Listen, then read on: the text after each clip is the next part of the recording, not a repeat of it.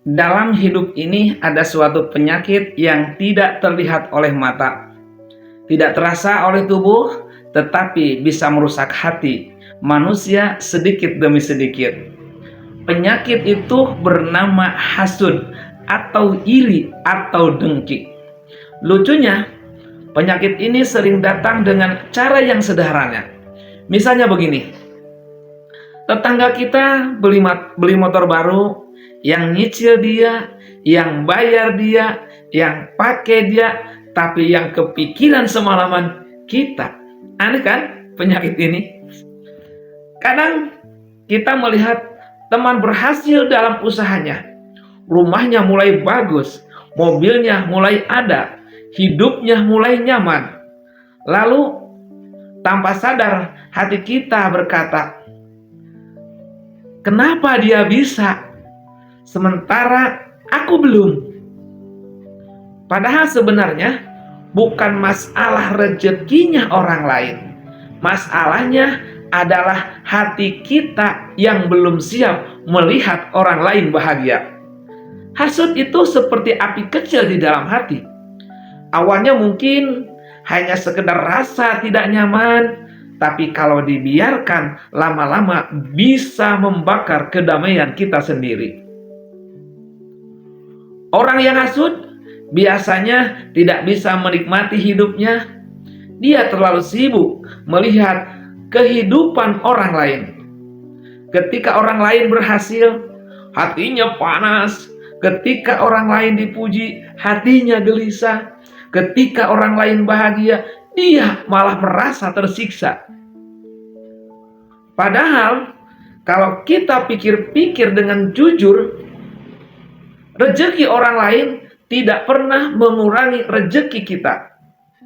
Dan iri kita tidak akan pernah menambah apapun dalam hidup kita. Yang ada justru hati kita sendiri yang lelah.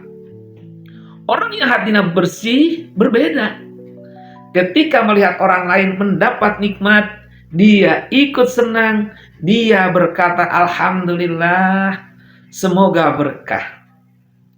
Karena dia tahu satu hal penting dalam hidup ini, rezeki setiap manusia itu sudah Allah atur. Ada yang cepat, ada yang lambat, ada yang datang di usia muda, ada yang datang setelah bertahun-tahun berjuang. Ada yang terlihat di dunia, ada yang Allah simpan sebagai keberkahan yang tidak terlihat.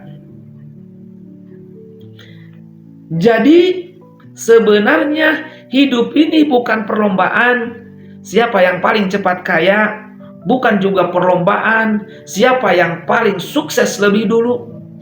Hidup itu adalah perjalanan tentang siapa yang bersih hatinya.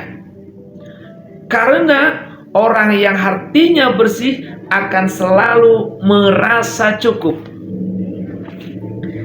Dia tidak sibuk menghitung nikmat orang lain. Dia sibuk memperbaiki dirinya sendiri. Kalau melihat orang lain sukses, dia termotivasi. Kalau melihat orang lain susah, dia ingin membantu. Dan kalau melihat orang lain bahagia, dia ikut bersyukur. Maka kalau suatu hari hati kita mulai merasa sempit, ketika melihat orang lain mendapat nikmat, segera ingatkan diri kita. Mungkin bukan rezeki kita yang kurang, mungkin hati kita yang perlu diperbaiki. Karena orang yang bahagia bukanlah orang yang memiliki segalanya, tetapi orang yang mampu mensyukuri apa yang sudah ada. Dan percayalah, ketika hati kita bersih dari hasud, hidup akan terasa jauh lebih ringan. Hidup akan terasa lebih tenang. Hidup akan merasa selalu bersyukur dan bersyukur.